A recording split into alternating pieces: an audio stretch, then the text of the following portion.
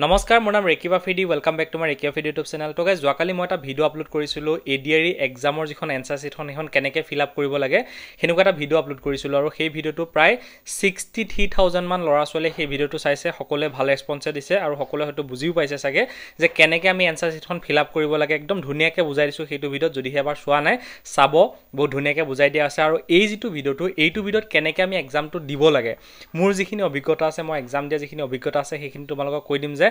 answer এক্সামটো দিওঁতে আমি কেনেকৈ দিব লাগে বা আমাৰ প্ৰথমতে কি কৰিব লাগে যেহেতু সাবজেক্ট বেলেগ বেলেগ থাকে ন য'ত আমাৰ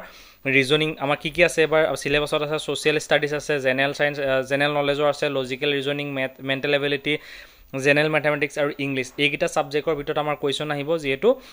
তো এতিয়া আমি এক্সামটো আমি কেনেকৈ দিব লাগে সেইখিনি বস্তু এইটো ভিডিঅ'ত ধুনীয়াকৈ ক'বলৈ চেষ্টা কৰিম ভিডিঅ'টো ভালদৰে চাবা তাৰ আগতে যদি আমাৰ চেনেলত প্ৰথমবাৰ ভিডিঅ' চাইছা তেনেহ'লে ভিডিঅ'টো লাইক কৰি চেনেলটো ছাবস্ক্ৰাইব কৰি ৰাখিবা ঠিক আছে তো গাইজ প্ৰথমতে মোৰ ভিডিঅ'টো তোমালোকে চাই লোৱা তাৰপিছত তোমালোকে সেইটো ষ্ট্ৰেটেজি ফ'ল' কৰা নে নকৰা সেইটো তোমালোকে ডিচাইড কৰিবা কিন্তু প্ৰথমতে যদি কোনোবাই এনেকুৱা আইডিয়া দিয়ে ন প্ৰথমতে আমি শুনি ল'ম তাৰপিছত যদিহে আপোনালোকৰ ভাল লাগে যদি এই আইডিয়াটো আপোনালোকে এপ্লাই কৰিব বিচাৰে তেনেহ'লে কৰিব পাৰিব ঠিক আছে তো প্ৰথমতে চাওক মই একদম বেছিকৰ পৰা কম ধুনীয়াকৈ কৈ যাম যাতে যিসকল ল'ৰা ছোৱালী একদম প্ৰথমবাৰ দিব এক্সাম তেওঁলোকেও যাতে এইবোৰ টিপছ গম পাই যায় ঠিক আছে তো প্ৰথমতে যেতিয়া আমাৰ এক্সাম দিবলৈ যাম তেতিয়া আমাৰ এক্সামৰ এখন কুৱেশ্যন পেপাৰ দিব তাৰ লগতে এখন এনসাৰ শিট দিব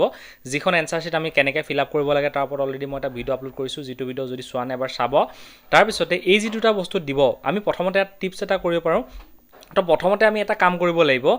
সেই কামটো কৰিলে আমি 2 বা 3 মাৰ্ক এটা আমি এক্সট্ৰাকে পাই যাম বুলি মানে পটকে আমি সেইটো মাৰ্ক পাই যাম যেহেতু আমাৰ সময় লিমিটেড হয় আমি এক্সামৰ সময়টো যেহেতু লিমিটেড হয় সেই সময়ৰ ভিতৰত আমি এক্সাম দিব লাগিব সো কিছুমান বস্তু যদি আমি অকমান আগুৱাই থব পাৰো তেন্তে হলে আমাৰ টাইমটো বাচি যাব নহয় জানো সো ইয়াতে আপোনালোকে কি কৰিব লাগিব কি কৰিব পাৰিব মানে কি কৰিব পাৰিব মোৰ আইডিয়াটো মই তোমালোকক দিছো শুনা প্ৰথমতে তোমালোকে এবিসিডি খন লিখিবা এবিসিডি খন মানে আমাৰ যিখন কোৱেশ্চন পেপাৰ থাকিব তাৰ লাষ্টতে 3টামান পেজ থাকিব ব্ল্যাঙ্ক পেজ কিছুমানে মোক কমেন্ট কৰে ন আমি ম্যাথছটো ক'ত উলিয়াম সো হে ব্ল্যাঙ্ক পেজতে তোমালোকে ম্যাথছটো উলিয়াব পাৰিবা ঠিক আছে তো এতিয়া কি কৰিবা প্ৰথমতে তোমালোকে এবিসিডি খনৰ এ পৰা মানে 13টাকে দুটা লাইনত লিখিবা এটা এ পৰা এম লৈকে লিখিবা তাৰছত এনৰ পৰা জেড লৈকে লিখিবা এ টোৰ তলত 1 বি টোৰ তলত 2 এনেকে ধুনীয়াকে মানে এলফাবেট যিখিনি থাকিব তাৰ তলে তলে নাম্বাৰিং কৰিবা যেহেতু 26টা আখৰ থাকে ন প্ৰতিটো লেটাৰৰ তলে তলে নাম্বাৰিং কৰিবা হেতু কৰাৰ ফলত ৰিজনিংৰ 2-3টা মান কোৱেশ্চন তোমালোকৰ সলভ হৈ যাব যোনে সেই টিপছটোৰ দ্বাৰা সেই অংকটো কৰিব জানে তেওঁলোকেহে হয়তো বুজি পাইছে মই এবিসিডি খন কিয় লিখিব দিছো আগতীয়াকে মানে যেহেতু আমাৰ যেতিয়া কোৱেশ্চন পেপাৰ এনসাৰ শিটখন দিব তাৰ 5 মিনিট বা 10 মিনিট পিছতে হয়তো আমাৰ এক্সামটো ষ্টাৰ্ট হ'ব বা 5 মিনিট পিছৰ ষ্টাৰ্ট হ'ব তো তাৰ আগতে তোমালোকে এইটো কাম কৰি থলে তোমালোকৰ সময়টো বাচি থাকিব মই কিয় কৈছো যি সকলে হেতু ম্যাথছ উলিয়াব জানে তেওঁলোকে বুজি নিশ্চয় পাই গৈছে ঠিক আছে সো এতিয়া হৈ গ'ল এতিয়া আমি যেটো আমি এক্সাম দিম হে এক্সামটো দিউতে যেহেতু আমাৰ যিখন কোৱেশ্চন পেপাৰ সেই কোৱেশ্চন পেপাৰ খোলাৰ পিছত তোমালোকে এটা বস্তু চাবা যে সাবজেক্টটো প্ৰত্যেকটো সাবজেক্টৰ কোৱেশ্চনখিনি বেলেগ বেলেগকে আছে নে সব একেলগে আছে হেতু বস্তু তোমালোকে চাবা যেহেতু ইয়াতে social studies general knowledge logical reasoning mental ability মানে আপোনালোকৰ ধৰ মেইন হল জিকে তাৰপিছত ৰিজনিং ম্যাথছ আৰু গ্ৰামাৰ এই 4টা সাবজেক্ট আহে ইয়াতে লিখা আছে বাৰু এই 4টা আহে সেই 4টাৰ ভিতৰত গুটেকিটা এক্সট্ৰাকে আছে না একেলগে আছে হেতু বস্তু প্ৰথমতে চাবা আৰু মোৰ মতে তোমালোকে প্ৰথমতে ম্যাথছ বা ৰিজনিং নকৰিবা তাৰ কাৰণটো কি জানেনে যেতিয়া তুমি ম্যাথছ বা ৰিজনিংত প্ৰথমতে সোমাই গলা ন তাতে আমি বস্তুটো উলিয়াওতে আমাৰ টাইমটো ওয়েষ্ট হৈ যায় আৰু এটা কথা যিখন আমাৰ এনসাৰ শিট থাকিব সেই এনসাৰ শিটখনত কোনো কাৰণত তোমালোকে প্ৰথমতে ডাইৰেক্ট এনসাৰ শিটখন ভৰাই নিদিবা তাৰ কাৰণটো মই কৈছো শুনা ধৰা তুমি এতিয়া প্ৰশ্নটো তুমি প্ৰথমতে পঢ়ি চালা 1 নম্বৰ প্ৰশ্নটো পঢ়ি চালা তাৰ পিছত গম পালা যে 1 নম্বৰ সি টো ৰাইট হয় তেতিয়া লগত তুমি এনসাৰ শিটখনৰ 1 নম্বৰ সিটোত তুমি কুলা কৰি দিলা বা ব্লু কালাৰ দি তুমি কুলা কৰি দিলা কুলা কৰি দিয়াৰ পিছত অলপ সময় পিছত যেতিয়া তোমালোকে গম পাবা যে 1 নম্বৰ সি টো নহয় ডি টো হে আছিল তেতিয়া হেতু বস্তু তোমালোকে চেঞ্জ কৰিব নোৱাৰিবা কাৰণ কিয় আমাৰ যেটো এক্সাম হ'ব এটো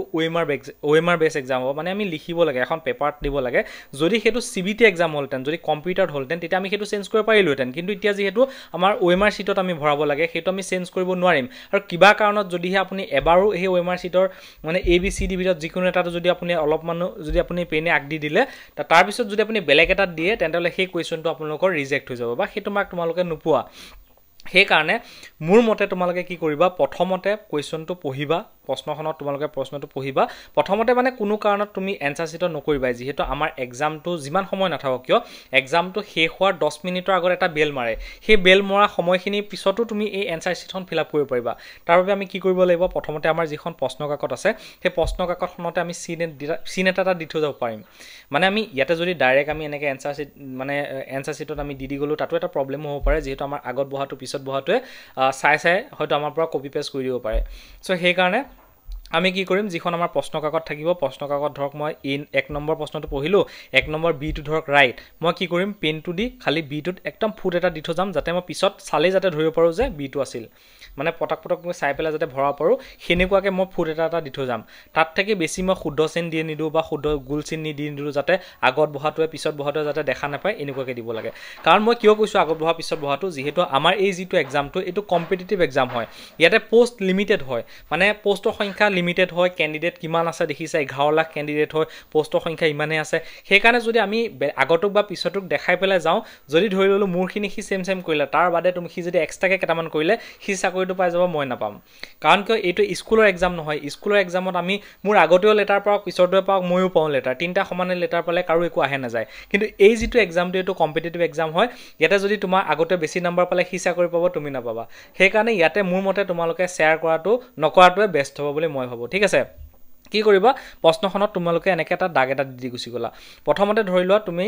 ম্যাথছ ৰিজনিং কৰিব মই মানা কৰিছো প্ৰথমতে তোমালোকে কি কৰিবা প্ৰথমতে কৰিবা তোমালোকে জিকে খিনি কৰিবা জিকে পাৰ্টটো উলিয়াই ললা জিকে পাৰ্টটো ভিতৰত যিকিটা জানা এফালৰ পৰা চাই তুমি এটা এনেকৈ দাগ এটা দি গুছি গলা দাগটো দি যোৱাৰ পিছত জিকে হৈ গল তাৰ পিছত তোমালোকে গ্ৰামাৰটো উলিয়ালা গ্ৰামাৰত যিখিনি জানা তোমালোকে কৰিলা নাজানাখিনি এৰিলা তাৰ পিছত আমি চালো ম্যাথছটো বা ৰিজনিংটো চালো তাৰ পিছত ম্যাথছটো চালো এই গুটেকিটা আমি চালো এনেকৈ সোৱাহৰ পিছত যেতিয়া আমাৰ গুটেখিনি এবাৰ চাই হৈ যাব কিছুমান আমি এৰিলো কিছুমান আমি কৰিলো কৰাৰ পিছত আমি তেতিয়া এনসাৰ শিটখন লাগে সেইখিনি কৰোতে আমাৰ 1 ঘণ্টাই লাগক বা 2 ঘণ্টাই লাগক সেই যেতিয়া কৰি হৈ গল কৰি হোৱাৰ লগত সেইখিনি বস্তু তেতিয়া আমি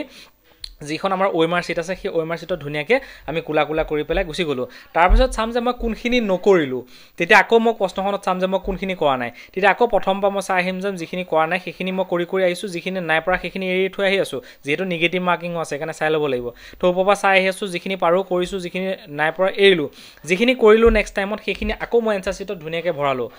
লোৱাৰ পিছত মই আকৌ চাম যে ইয়াতে কেটা মোৰ বাছি থাকি গল তো যেহেতু সোৱা এতিয়া ইয়াতে আমাৰ নেগেটিভ মাৰ্কিং আছে 0.25 নেগেটিভ মাৰ্কিং আছে মানে এটা এটকা 4 ভাগ মানে আমি যদি 4টা প্ৰশ্ন ভুল কৰো তেন্তে 1 মাৰ্ক কাটিব 0.25 নেগেটিভ মাৰ্কিং আছিল নেকি হয় তো জিকে 0.25 নেগেটিভ মাৰ্কিং থাকিলে আমি যদি 4টা প্ৰশ্ন ভুল কৰি দিও তেন্তে আমাৰ 1 মাৰ্ক কাটি দিব এতিয়া মোৰ মতে তোমালোকে কি ভাবা হেতু তোমালোকে ডিসাইড কৰিবা মোৰ মতে মই এটা কথা তোমালোকক কওঁ ধৰি লোৱা তুমি প্ৰশ্নখন কৰোতে প্ৰায়